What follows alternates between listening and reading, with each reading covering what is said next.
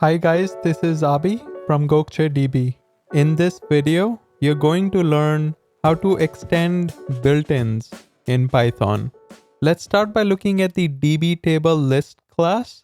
On line 2, I'm inheriting from the built-in list class by passing list as the first parameter. Next, I'm defining the find method, and on line 4, I'm creating match_list, which is an instance of the list class.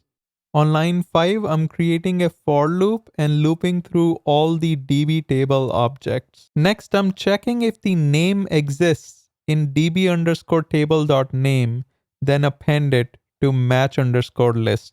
Now, let's look at the UML diagram to see how we are able to access the append method. In this diagram, you can see that the DB table list class is inheriting from the built-in list class. If I turn on the methods view, you can see there's an append method which exists in the list class, and that's why it's also being extended to the DB list class. Let's look at the DB table next. On line 12, I'm creating table_list object, which is an instance of the DB table list class. Line 14, I'm defining the special __init__ method to initialize the name instance variable. On line 16, I'm appending self to table_list. Starting line 19, I'm creating 3 objects, which are the instances of the DB table class.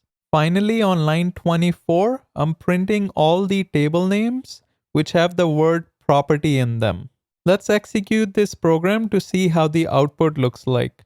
If I change the search keyword to customer, then we should only expect to see one result in the output. There you have it. Make sure you like, subscribe, and turn on the notification bell. Until next time.